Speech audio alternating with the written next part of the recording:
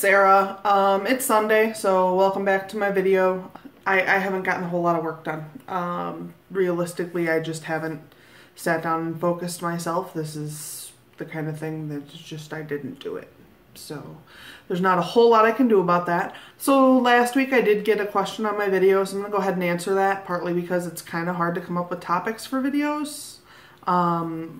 Like I said before, there are some times when I have ideas, I just haven't recently for topics. So I'm going to go ahead and answer that question. I was asked, how did you realize your passion for writing? I've always written.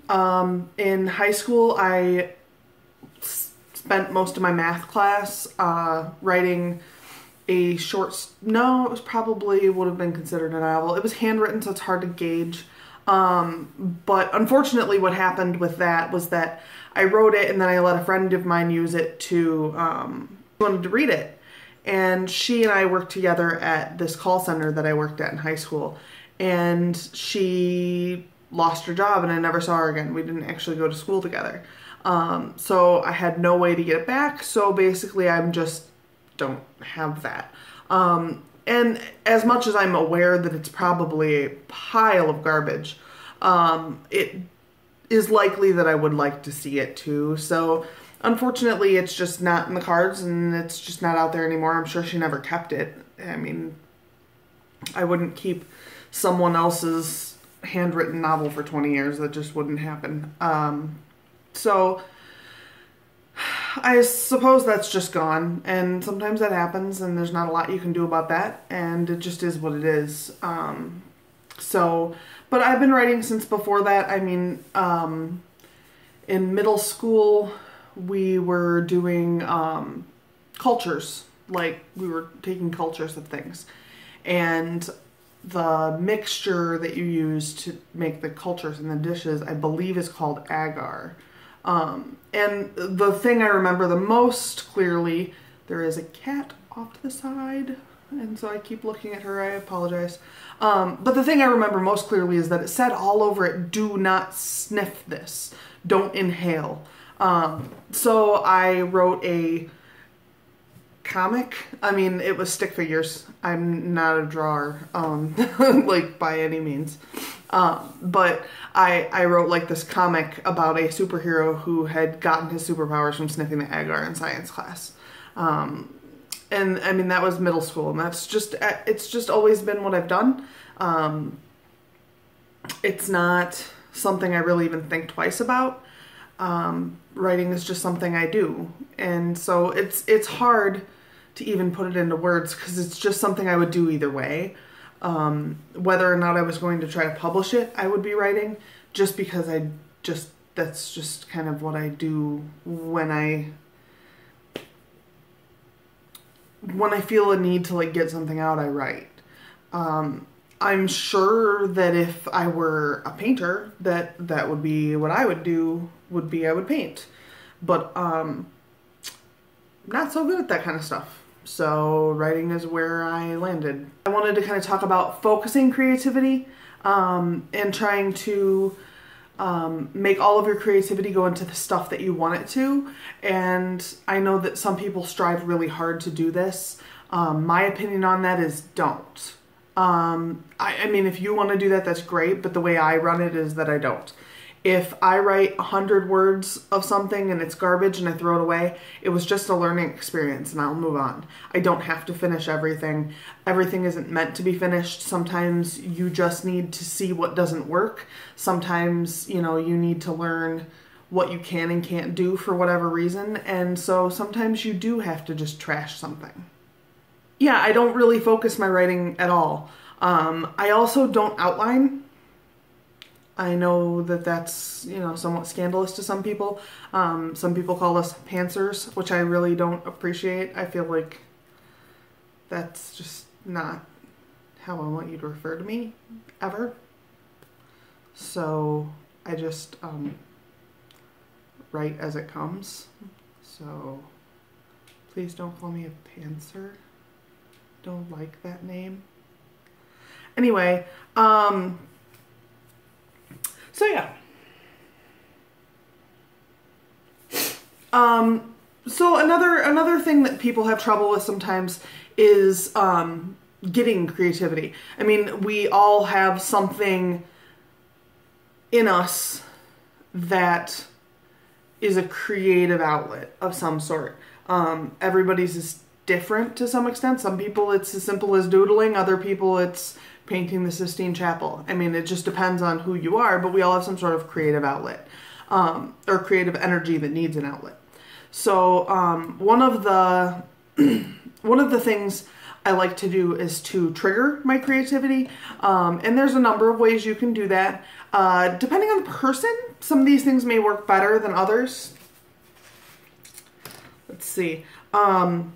Looking at pictures. If you ever notice during my videos, I have right next to me my computer screen, most of the pictures that cycle through in the background are actually pictures that trigger something in me, that made me stop and look. So I put them in a list of things in my background, and when I get stuck, I just look at my background, and sometimes I'll like hit next background over and over again, or whatever. Once in a while you may see a cartoon picture because my nephew also uses my computer and he does not understand the importance of saving in the right folder. But most of the pictures are ones that I picked out because they inspire me in some way. Going on walks, especially walks by yourself. I know that it's really nice to walk with a partner, and like in my neighborhood, it's probably not a great idea not to. But if you can walk by yourself, sometimes just that silence and not having the pressure of having to think about what someone else is saying can be really useful. By that same token, my alone time is really important to me. I just need time where other people aren't around and where I don't have other things telling me what to focus my attention on. Sometimes I just veg out and watch TV. Other times I may read something or meditate or just sit and space out, which is super important for a writer. You know, if you can't space out, then you're not really tapping into that part of your brain that brings out the stories. Another thing you can do to kind of tap your creativity is to do a different creative outlet, possibly something you're not very good at. One of my favorite things to do is to draw. I draw eyeballs, I draw trees, I draw hearts, but I like doing it, and sometimes that triggers something and helps me move on. Sometimes I'll post things on Instagram too, like pictures of little doodles I put on my manuscripts and things like that, because that's just kind of how I think. So when I have a hard time focusing, I just draw a little doodle or something, and sometimes that helps. Listening to music or playing music. I don't play a whole lot. I used to play piano and I used to play bass guitar. I don't actually own either of those instruments, although I can play guitar, and we have one here. I mean, I'm not good, but I can play one. So sometimes just sitting down and planking away on an instrument helps. Listening to music can be helpful. I find that sometimes a live musical show can be really good to trigger something, but it has to be something that I really enjoy. It won't work if it's just some shit fest that I had no interest in watching. I'm not going to go to a Nickelback concert and feel inspired. It's just not going to happen. And then the last one, and probably the most obvious, would be reading. Reading what someone else has written can sometimes trigger the desire to write yourself. Whether it be that you want to try to reach the heights of whatever you read, or you want to prove that you're better than whatever you read, or whatever it is, sometimes that will trigger something inside of you, and it'll make it easier to write. So reading is really a big deal. Sometimes what triggers you will just surprise you. Sometimes you'll see or hear something and for no reason it triggers some sort of thought that you feel like you can follow up on. If that happens, you should really try to take that opportunity. Sometimes lightning strikes in a weird place, but if you can even sit down and just jot down an image or something like that, then you might be able to go back to that time and trigger whatever that is in your brain that's working on that and that has been thinking about that. For the next day and a half, I don't work. The plan is to get some writing done. I'm on page 12 of my edit. I really honestly haven't done almost anything. I don't know if I think I finished a page since the last video. I'm not proud, not ashamed. Go ahead and like the video down below. Subscribe. There should be a button over here, I believe. I can put it there. That should work.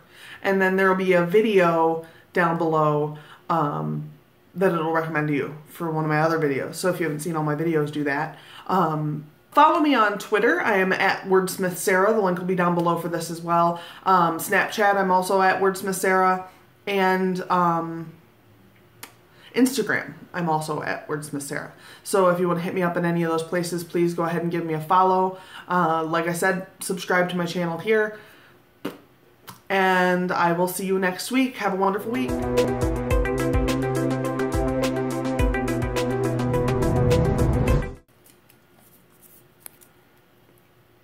Bloop, bloop, bloop.